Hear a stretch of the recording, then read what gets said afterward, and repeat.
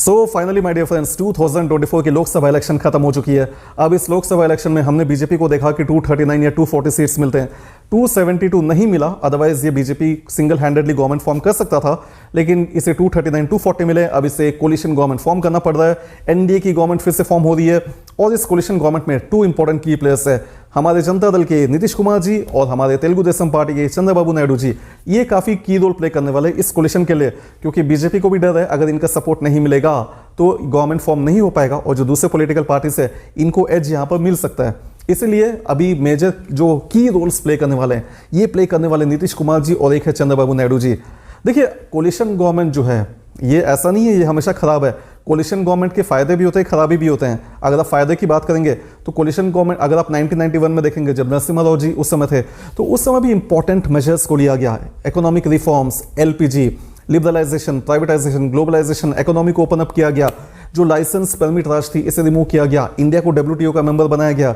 उसके बाद अगर हम 1997, आई थिंक ईयर मुझे याद नहीं है, लेकिन जब देवेगौड़ा जी के समय देखे तो उस समय भी जो पी चिदम्बरम जी थे उन्होंने ड्रीम बजट को इंट्रोड्यूस किया, जिसमें इंडिया में जो पर्सनल टैक्सेस है इसको कम किया गया, कॉर्पोरेट टैक्सेस को कट किया गया, कस्टम ड्यूटी को कब कट किया गया, जो टैक्स पेयर्स है इनके ऊपर ट्रस्ट को रिपोस्ट किया गया, इनके ऊपर भरोसा दिखाया गया।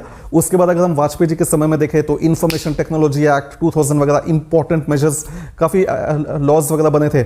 उसके बाद अगर हम यूपीए गवर्नमेंट को देखें तो उस समय मनरेगा, right to information act, right to education, right to health वगैरह काफ़ी अच्छी चीज़ें भी उस समय भी आई थी। तो ऐसा नहीं कि कोलिशन गवर्नमेंट जो है ये कोई खराब होती है। कोलिशन गवर्नमेंट एक तरह से अच्छा भी होता है। इसमें बेनिफिट ये होता है कि जो दूसरे पॉलिटिकल पार्टीज है ये अब ज़्यादा इन्फ्लुएंस कर सकते हैं किसी एक पॉलिटिकल पार्टी को। ये एक वाइडर रिप्रेजेंटेशन कर सकते हैं, जो लार्जर ऑडियंस है इसको रिप्रेजेंट कर सकते हैं, जिसके कारण मैक्सिमम चांसेस ये होगा कि ये जो रूलिंग कोई एक पॉलिटिकल पार्टी है जो पहले अपना डिसीजन ले सकता था, जो हो सकता है कुछ लोगों के लिए बेनिफिशियल ना हो, अब बिकॉज ऑफ कोलिशन गवर्नमेंट अब ये चांसेस ये होगा कि अब जो है वाइडर रिप्रेजेंटेशन किया जाएगा और जो डिसीजंस लिए जाएंगे ये वाइडर कंसेंसस से लिए जाएंगे और हो सकता है काफ़ी ज़्यादा अच्छे इन्फॉर्म्ड डिसीजंस यहाँ पर बने। तो कोलिशन गवर्नमेंट जो है ये खराब नहीं होता एक तरह से, लेकिन कोलिशन गवर्नमेंट की अपनी खुद की खराबी भी होती है। For simple example, coalition government में ऐसे छोटे मोटे पार्टीज होंगे जिनको नेशनल लेवल पे एक्सपीरियंस होगा नहीं, लेकिन ये इन्फ्लुएंस करना चाहेंगे किसी एक पॉलिटिकल पार्टी को, जो नेशनल लेवल की पॉलिटिकल पार्टी है इसको इन्फ्लुएंस करना चाहेंगे। यहाँ पर छोटे छोटे जो रीजनल प्लेयर्स होते हैं अब ये इंपॉर्टेंट पोजीशंस को डिमांड करना शुरू कर देंगे। ये जैसे फॉर एग्जांपल यहाँ पर अभी भी यहाँ डिमांड किया जा सकता है टीडीपी और जेडीयू के द्वारा कि अगर हम कोलिशन को सपोर्ट तभी करेंगे जब आप सेंट्रल मिनिस्ट्री में ये की पोजीशंस हमें दो। तो अब जो है ये नेगोशिएशन करना पड़ेगा, जो पहले बीजेपी को नेगोशिएशन नहीं करना पड़ा था, अब इसे की पोजीशंस के लिए नेगोशिएशन करना पड़ेगा, एग्रीमेंट में आना पड़ेगा, जो हो सकता है काफ़ी लोगों को पसंद हो, काफ़ी लोगों को पसंद नहीं भी हो। तो ये एक कोलिशन गवर्नमेंट की एक प्रॉब्लम भी होती है। एक और ये प्रॉब्लम होता है कि किसी भी समय अगर इनका सपोर्ट चला गया तो ये जो गवर्नमेंट है ये टॉपल कर सकता है, बाद में दूसरे पॉलिटिकल पार्टीज की गवर्नमेंट भी फॉर्मेशन हो सकती है। ये डर भी बना रहता है। अनदर रिस्क फैक्टर ये होता है कि छोटी छोटी अगर आपको इकोनॉमिक रिफॉर्म्स भी करना हो तो आपको स्ट्रॉन्ग कंसेंसस इंटरनली लेना पड़ेगा, तो ये एक और रिस्क होता है। तो ये कोलिशन गवर्नमेंट है। बट अपार्ट फ्रॉम दैट देखिए, जो करंट इलेक्शन हुआ यहाँ पर एक और बेनिफिशियल ये हुआ कि जो अपोजिशन है, जैसे इंडिया अलायंस की अगर हम बात करें 233 के आसपास सीट्स है, तो ये काफ़ी अच्छा हुआ, क्योंकि इंडिया जैसे डेमोक्रेटिक कंट्री में एक स्ट्रॉन्ग अपोजिशन का होना जरूरी है। एंड हमने देखा कि द मोमेंट स्ट्रॉन्ग अपोजिशन आई है, जो इंडिया की गोदी मीडिया थी इसकी नैरेटिव आप देखिए ये कुछ हद तक ये न्यूट्रल होते जा रही है। जो हेटरनेस था सोसाइटी में ये थोड़ा काफ़ी हद तक ये कम होता जा रहा है।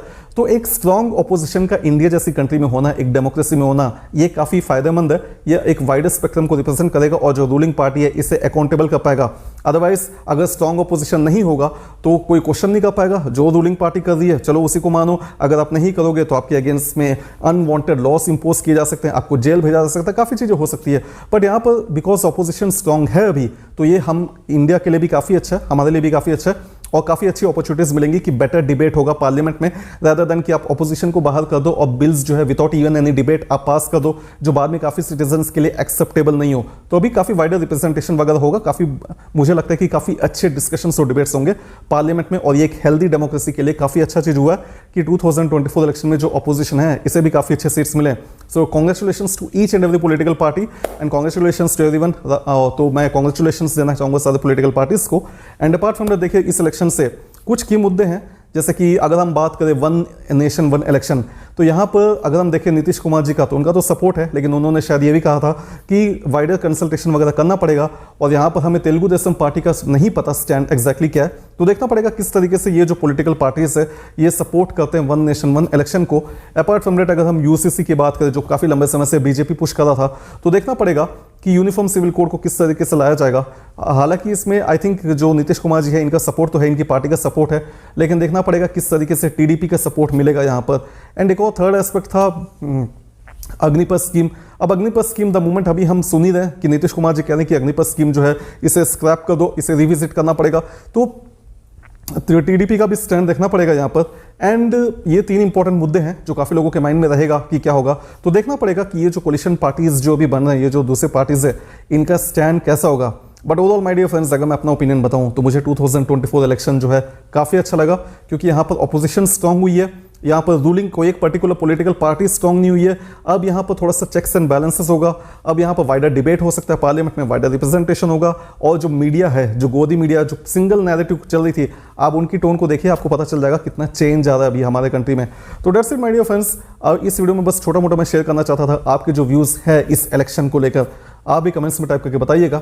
आजकल ज़्यादा टाइम नहीं मिल रहा है रिसर्च करने का, इससे मैं जस्ट कैजुअली वीडियो बना रहा हूँ। बहुत ही जल्द लेकिन अच्छे अच्छे कंटेंट आप लोगों के लिए आने वाले हैं। Stay tuned, thank you very much for watching my videos, and we'll catch up in next video. Till then, take care, stay safe, cheers.